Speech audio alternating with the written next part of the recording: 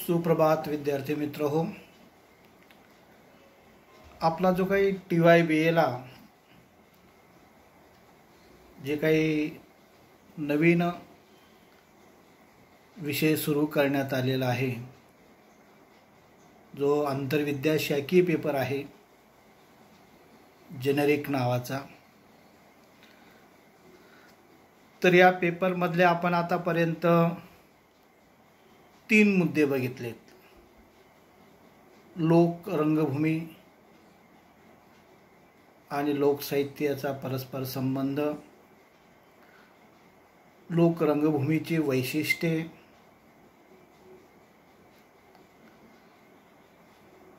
त्यानंतर लोक रंगभूमीमध्ये कोणकोणते कला प्रकार येतात त्याचा थोडक्यात आपण परामर्श घेतला. मित्रो, आता या लोक रंगभूमी हा जो काही पेपर आहे, तर या पेपरमधला दुसरा जो काही घटक आहे तो आहे लोक रंगभूमी पारंपरिक रूपे, आणि त्याच्यामधला पहिला जो काही मुद्दा आहे 2.1 म्हणजे घटक 2 मधला पहिला मुद्दा जो काही कीर्तन, भूमिका, स्वरूप व प्रकार वैशिष्ट्ये, असा हा आपला दुसरा घटक जो आहे या दुसऱ्या घटकातला पहिला मुद्दा आहे. आता कीर्तन तुम्ही सर्वांनी ऐकलं असेल. कीर्तनामध्ये काय भूमिका असते, कीर्तनाचे स्वरूप, कीर्तनाचे प्रकार याविषयी आपल्याला थोडक्यात परामर्श घ्यायचे आहे. आता कीर्तनाची भूमिका जर आपण बघितली तर कीर्तनाला अगदी प्राचीन काळापासून फार महत्त्वाचं स्थान आहे. कीर्तन संस्थेला एक महत्त्व आहे, कारण तुम्ही प्रत्येकाने जर कीर्तन ऐकलं असेल तर कीर्तनामध्ये गायन असतं, वादन असतं, वक्तृत्व कला असते, अभिनय असतो, विनोद असतो, आणि जो काही सादर करणारा जो काही कीर्तनकार जर का असेल तर तो अतिशय गांभीर्याने तो अगदी प्रेक्षकांची किंवा श्रोत्यांची मंत्रमुग्ध होऊन जातो, एकरूप होऊन जातो. आणि जेव्हा रंगभूमीवरती कीर्तनकार हा जेव्हा कीर्तन सादर करत असतो त्यावेळेस श्रोता आणि कीर्तनकार या दोघांना एक वेगळ्याच प्रकारचा आनंद मिळत असतो. आणि म्हणून प्राचीन काळापासून कीर्तनाने फार मोठी अशी मौलिक कामगिरी केलेली आहे. कीर्तनाचा इतिहास जर आपण बघितला तर तो अगदी वेद उपनिषदांपर्यंत जातो.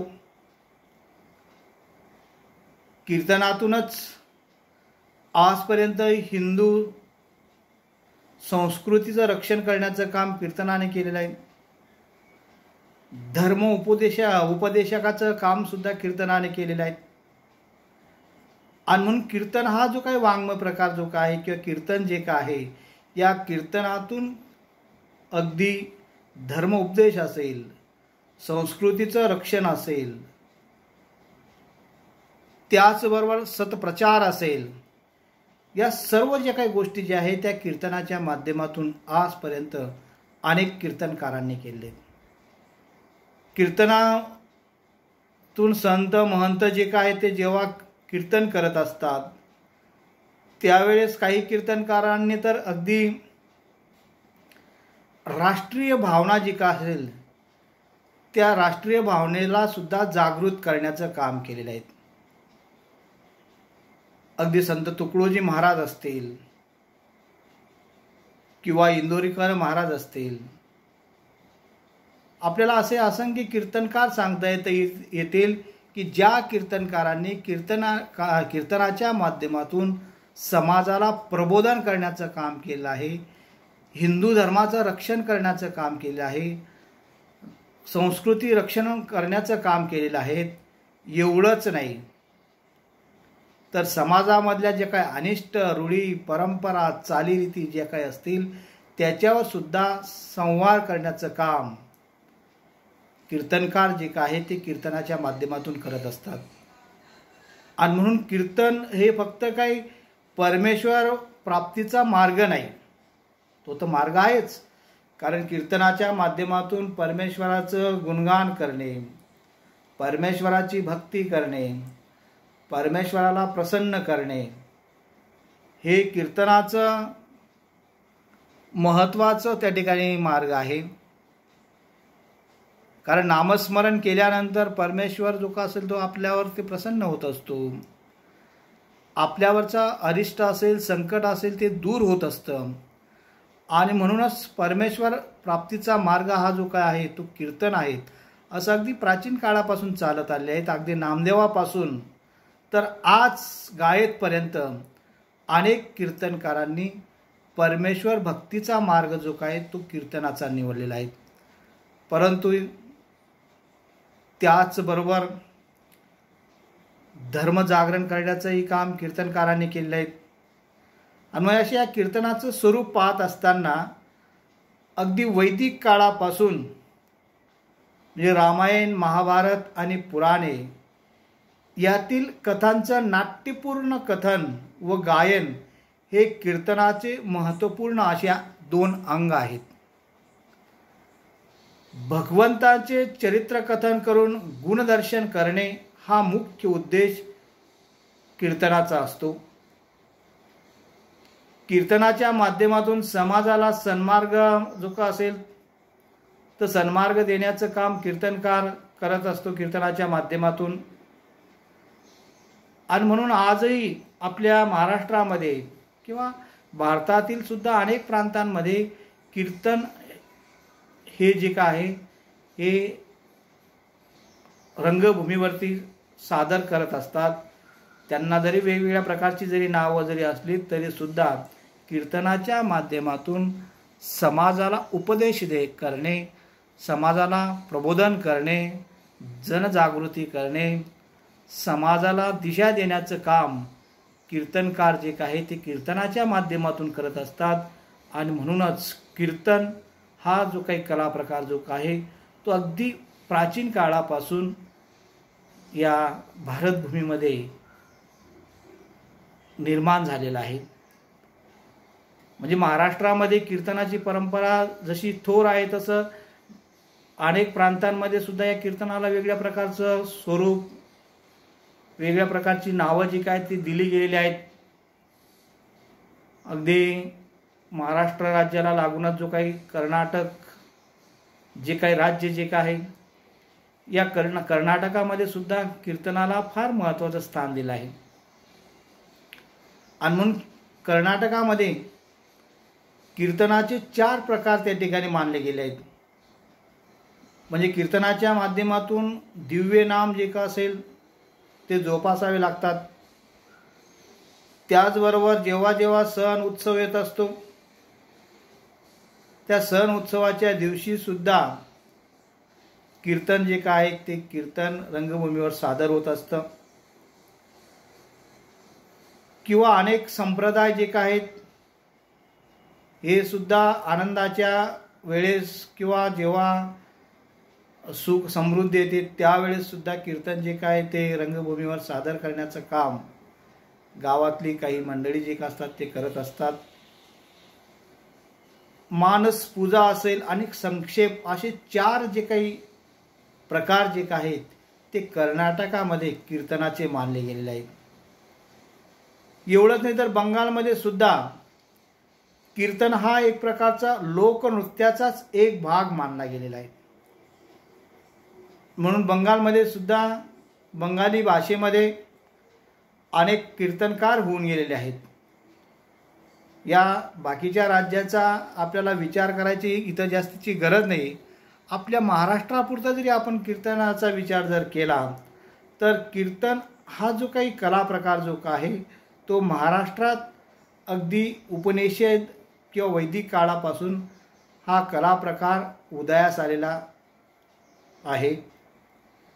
आता या कला प्रकाराच्या माध्यमातून महाराष्ट्रामध्ये लोकशिक्षणाचं काम या कीर्तनाने केलेलं आहे. आणि म्हणून कीर्तनाचे 2 प्रकार केले जातात. किंवा मानले जातात. एक नारदीय कीर्तन आणि दुसरं वारकरी कीर्तन. आता नारदीय कीर्तन आणि वारकरी कीर्तन या दोन प्रकारांचा विचार करत असताना त्याच्यामधला पहिला जो काही प्रकार आहे तो आहे नारदीय कीर्तन. आता नारदचा पासून या कीर्तनाचा प्रारंभ झालेला आहे असे एक प्रकारचं कथा मानली जाते. म्हणजे देवतांचे कल्याणपर मंत्र लयीचे म्हटले जाते, त्यास कीर्तन म्हणतात. देवतांचे कल्याणपर मंत्र लयीसह म्हटले जाते, त्याला काय म्हणतात? कीर्तन असं म्हटलं जातं. आणि म्हणून कीर्तनाबद्दल एक आख्यायिका सांगितली जाते, एक कथा सांगितली जाते. एकदा नारदाने ब्रह्मदेवाला सांगितलं किंवा विचारलं की मानवी जीवनावरती जे काही संकट येत असतं, मानवी जीवनामध्ये जे काही दुःख येत असतात, मानवी जीवनामध्ये जे काही अनेक प्रकारच्या समस्या जे काय असतात, या समस्याच्या गर्तेतून, या दुःखातून, या संकटातून काही मार्ग आहे का? आणि म्हणून या दुःखाला सामोरं जर जायचं जर असेल तर त्यावेळेस नारदाने ब्रह्मदेवाला जेव्हा विचारलं की या दुःखातून काही मुक्त होण्याचा मार्ग जर कोणता असेल तर तो आम्हाला सांगा.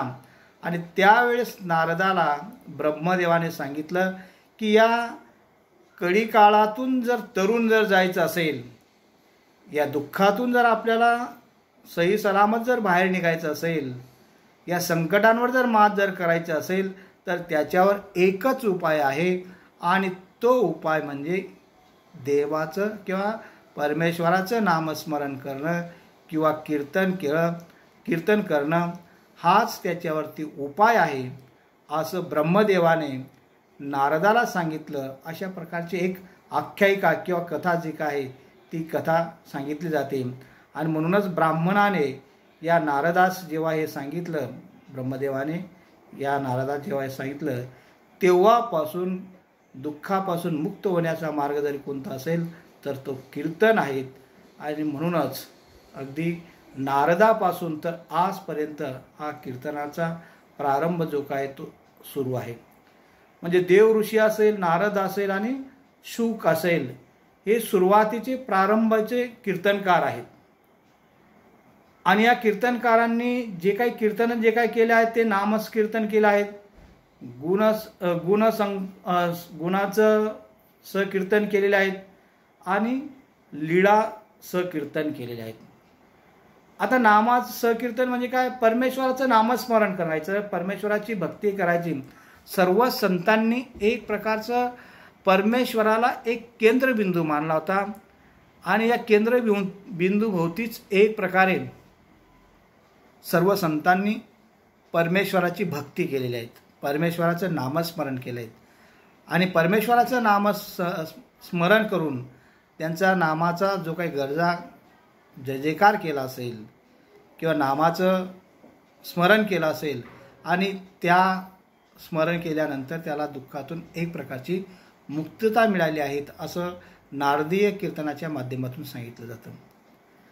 गुण सकीर्तन म्हणजे परमेश्वराचं गुणगान करायचं. परमेश्वर हा जो काय हा एक प्रकारचा निर्गुण निराकार आहे. परमेश्वर हा एक प्रकारचा एक संपूर्ण सृष्टीचा तो निर्मिक आहे, चालक आहे. आणि अशा परमेश्वराचं गुणगान जे काही ते जर आपण कीर्तनाच्या माध्यमातून जर केलं तर एक प्रकारचं आपल्याला प्रसन्नता वाटत असते. आणि म्हणूनच परमेश्वराचं गुण जे का असतील तो कसा दयावान आहे, परमेश्वर हा कसं कल्याण करणारा आहे, परमेश्वर हा जगी स्थळी काष्टी पाशाने कण में भगवान आहे जसं आपण म्हणत असतो. तर सर्व हे अगदी स्थळी काळे पाष्टे जे काय म्हणतो आपण की सर्व ठिकाणी परमेश्वराचा अंश आहे. परमेश्वर जो काय त्याचं एक प्रकारचं अंशचं जे काय स्थान जे काय ते असल्यामुळे आपण परमेश्वराचं गुणांचं कीर्तन केलं पाहिजे, त्यांच्याबद्दलचं नामस्मरण केलं पाहिजे. आणि नामस्मरण केलं, त्यांचं गुणगान जर गायलेत तर परमेश्वर आपल्याला दुःखातून मुक्तता करत असतो, असं नारदीय कीर्तनाच्या माध्यमातून सांगितलं. लीळा कीर्तन म्हणजे परमेश्वराबद्दलच्या लीळा जे काय त्या रचायच्यात. मग लीळा चरित्राचा उल्लेख जरी आपण 13व्या शतकामध्ये जरी करत असलो तरी सुद्धा परमेश्वराबद्दलच्या लीळा जे काय असेल ते गाण्याचं काम अनेक कीर्तनकार जे काय ते करत असतात. आणि म्हणून नारदीय कीर्तनकारांमध्ये हे 3 जे काय प्रकार जे काय आहेत, नामकीर्तन, गुणकीर्तन आणि लीळा कीर्तन, या 3 कीर्तनाच्या माध्यमातून नारदीय कीर्तन जे काय ते सादर होत असतं. आणि म्हणून हा जो काय पहिला जो काय प्रकार आहे तो आपण या ठिकाणी थोडक्यात बघितला. आणि दुसरा जो काही अगदी लोकप्रिय महाराष्ट्रामध्ये वारकरी कीर्तन जो काही प्रसिद्ध झाला, त्या वारकरी कीर्तनाबद्दल आपण पुढच्या तासाला थोडक्यात माहिती बघू.